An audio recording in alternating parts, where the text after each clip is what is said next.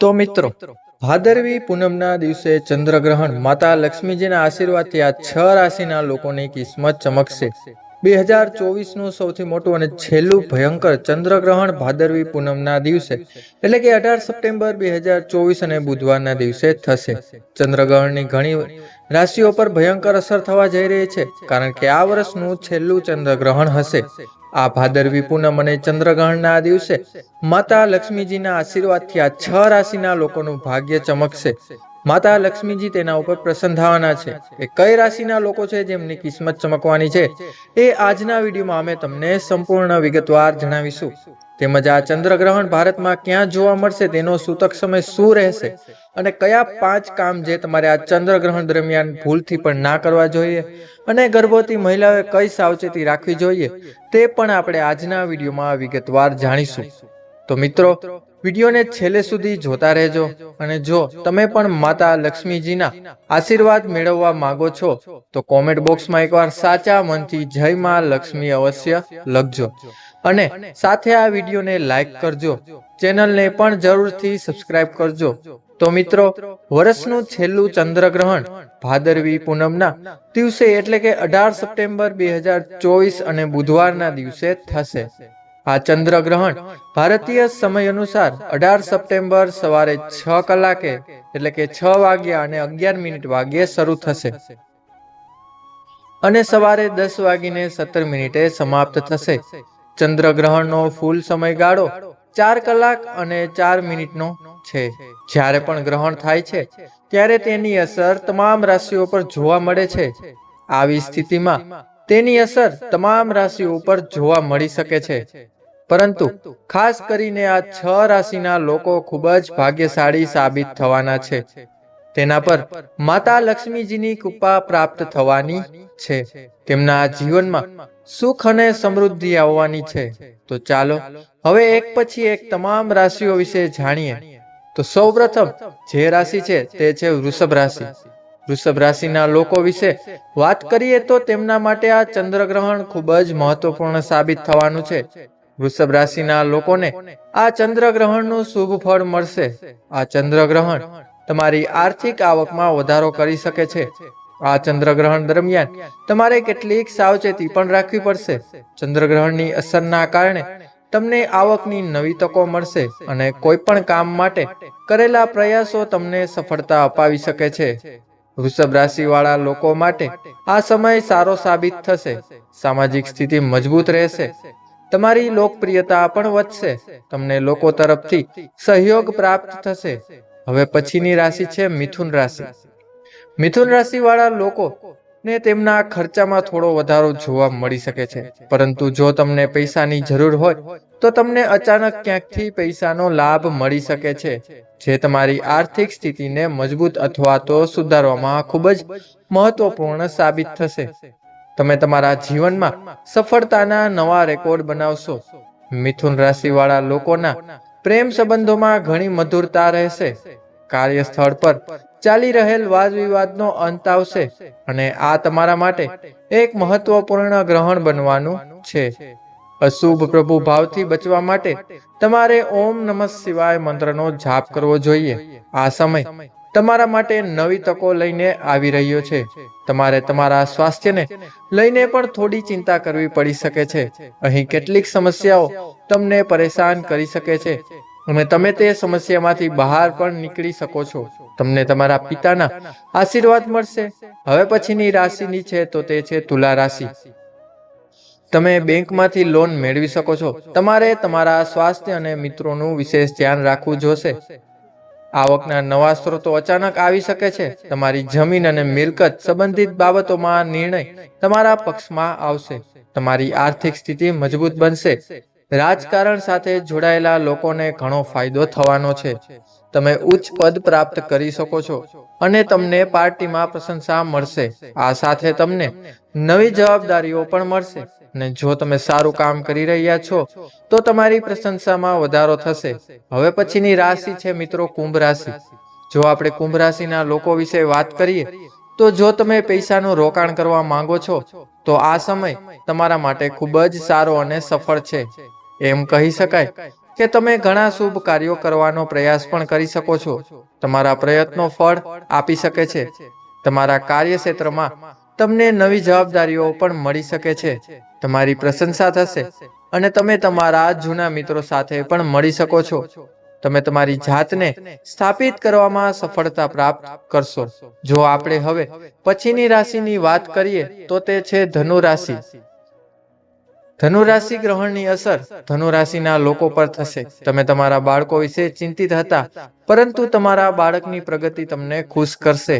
તમારા ઉપરી અધિકારીઓ અથવા તો જેમની સાથે તમારા વ્યવસાયિક સંબંધો છે તેમની સાથે સંબંધો રાખવાની જરૂર છે.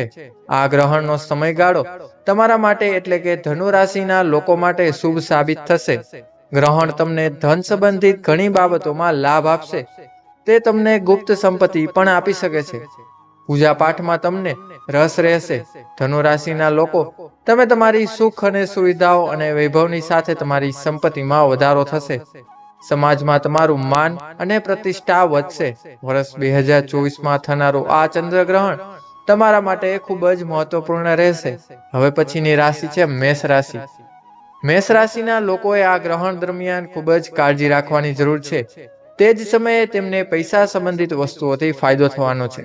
જો તમે લોટરી, શેર બજાર જેવી જગ્યાએ પૈસાનું રોકાણ કરશો તો તમને નફો પણ મળશે અને તમને તમારી આવકમાં બમણો નફો થશે. જો તમારો કોઈ સાથે અણબનાવ છે તો તમારા સંબંધો તૂટી શકે છે. પારિવારિક જવાબદારીઓ પણ તમારા પર આવી શકે છે. સમજવાની કોશિશ કરો કે મિત્રો, ચંદ્રગ્રહણની અસર તમારી આર્થિક સ્થિતિ પર પણ પડી શકે છે, જે તમારી આર્થિક સ્થિતિને સુધારવામાં મદદ કરશે. તમે કોઈ પણ પ્રકારના પરિવર્તન અથવા તો કોઈ પણ પ્રકારની સમસ્યાઓનો સામનો પણ કરી શકો છો. હવે પછીની રાશિ છે મિત્રો મકર રાશિ. તમારે અહીં ખૂબ જ કાળજી રાખવાની જરૂર છે. તમારે મિત્રો અકસ્માતોથી બચવું પડશે. તમારે કોઈ પણ વ્યવહાર ટાળવો પડશે. લેવડ દેવડના મામલામાં સાવધાની રાખજો કે તમને અટકેલા પૈસા મળવાની સંભાવના છે. સંપત્તિમાં વૃદ્ધિ થશે. તમારી આર્થિક આવક પણ વધી શકે છે. લોકોમાં તમારી લોકપ્રિયતા વધશે. સમજી વિચારીને કામ કરો અને દાંપત્ય જીવન પણ સુખી રહેશે. પરંતુ તેમ છતાં મિત્રો સાથે મતભેદ થઈ શકે છે. આ યાદીમાં આગળની રાશિ છે મિત્રો કન્યા રાશિ. આ સમય કન્યા રાશિના લોકો માટે સારો નથી. સાવચેત રહેવાની જરૂર છે. કોઈને પૈસા ઉધાર ન આપતા. લાંબી મુસાફરી પર જવાનું ટાળો. મહામૃત્યુંજય મંત્રનો જાપ કરો. આ યાદીમાં આગળની રાશિ કર્ક રાશિ છે. કર્ક રાશિના જાતકોએ ચંદ્રગ્રહણના કારણે સાવધાની રહેવાની જરૂર છે. કોઈ પણ શુભ કાર્ય કરવાથી બચો. તામસિક ખોરાકનું સેવન ન કરવું. વેપારમાં નુકસાન થઈ શકે છે અને તમારી વાણી ઉપર નિયંત્રણ રાખો. આ યાદીમાં આગળની રાશિ છે સિંહ રાશિ. સિંહ રાશિના લોકો માટે આ સમય સારો નથી, તો પરંતુ તેમને સાવચેત રહેવાની જરૂર છે. વાદ વિવાદથી દૂર રહો. વાહન ચલાવતી વખતે સાવધાનીથી વાહન ચલાવવું. મનમાં કોઈ પ્રત્યે નફરતની ભાવના ન રાખો. તેથી કેટલીક વસ્તુઓ તમારા માટે વધુ સારી છે અને કેટલીક વસ્તુઓ નથી. તેને તમારે વધુ સારું કરવાની જરૂર છે. ચંદ્રગ્રહણ દરમિયાન ભગવાન શિવ સાથે સંબંધિત મંત્રોનો વધુમાં વધુ જાપ કરો અને શિવ સંબંધિત પુરાણો અથવા તો તેમની વાર્તાઓ વાંચો. તમારે આ સમયે બીજું કંઈ કરવાની જરૂર નથી. ફક્ત મંત્રોનો જાપ કરો. મંત્ર સૂત્રનો જાપ કરો એટલે કે શાસ્ત્રો વાંચો. તે તમારા માટે વધુ સારું સાબિત થશે.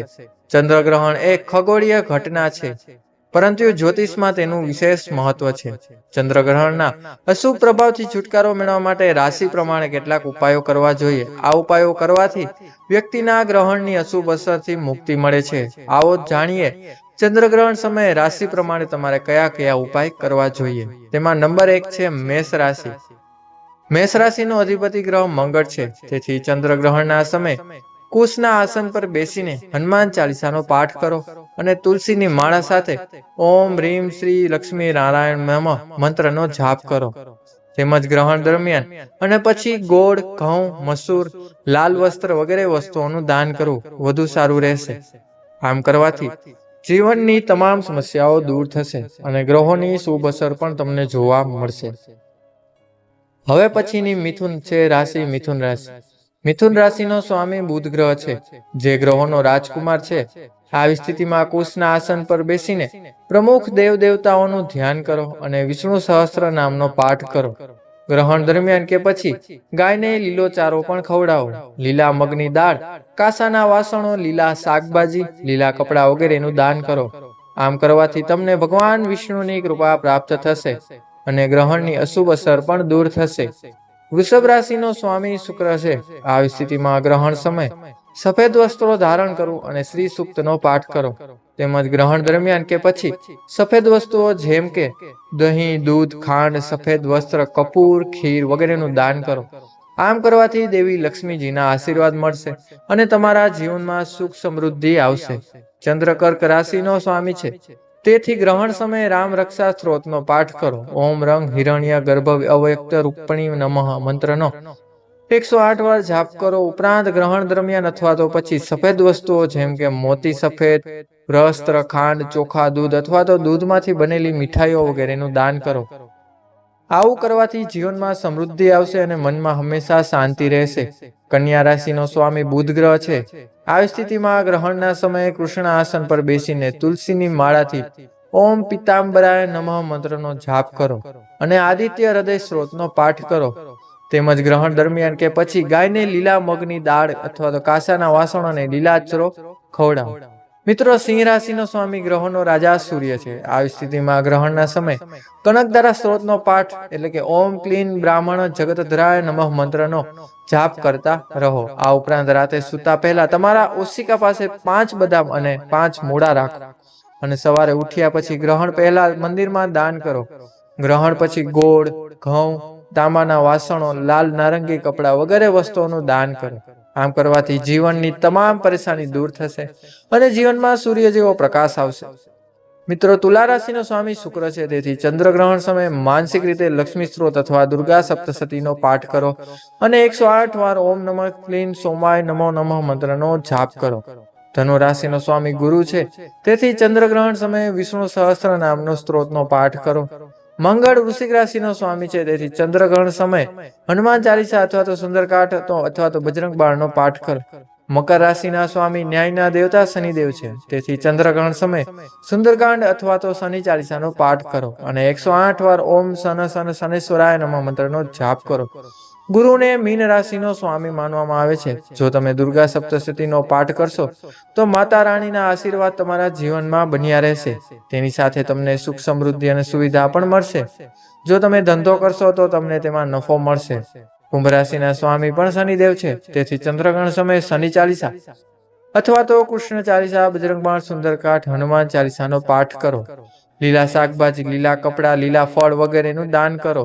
આમ કરવાથી નોકરી અને ધંધામાં પ્રગતિ થશે અને સુખ સમૃદ્ધિ જળવાઈ રહેશે.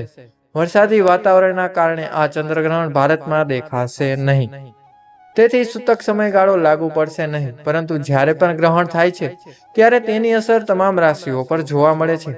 આવી સ્થિતિમાં ગ્રહણ દરમિયાન આપણે કેટલીક સાવચેતી રાખવી જોઈએ. તમને જણાવી દઈએ કે આ સમયગાળા દરમિયાન બાળકો અને દર્દીઓ સિવાય કોઈએ ભોજન કરવું જોઈએ નહીં. હા મિત્રો, આ સમયગાળા દરમિયાન તુલસીના પાનને ખાવા અને પીવાની વસ્તુઓમાં નાખવા જોઈએ. તેમજ સગર્ભા સ્ત્રીઓએ આ સમયે માત્ર પ્રવાહી વસ્તુનું સેવન કરવું જોઈએ. તેઓએ ઘરની બહાર ન જવું જોઈએ, એટલે કે જ્યાં સુધી ગ્રહણ ન થાય ત્યાં સુધી તેઓ બિલકુલ બહાર ન નીકળે. ઉપરાંત આ સમયે સોય, કાતર, છરી, ચાકુ અથવા તો ધારવાળી કોઈ પણ વસ્તુનો ઉપયોગ કરવાની મનાઈ છે. ગ્રહણના સમયગાળા દરમિયાન સૂવું અને ભોજન કરવું બંને વસ્તુઓને વર્જિત માનવામાં આવે છે. ગ્રહણના સમયગાળા દરમિયાન તમારે ખૂબ જ મહત્વપૂર્ણ સાવચેતી રાખવી જોઈએ. જો આ વિડીયો તમને મિત્રો પસંદ આવ્યો હોય તો વિડીયોને લાઈક કરજો, ચેનલને સબસ્ક્રાઇબ કરજો તથા બાજુમાં આપેલ બેલ આઇકન બટનને અવશ્ય દબાવો, જેથી અમારા નવા વિડીયોનું નોટિફિકેશન તમને સૌથી પહેલા મળી રહે. તો મિત્રો, હવે મળીશું નવા વિડીયો સાથે.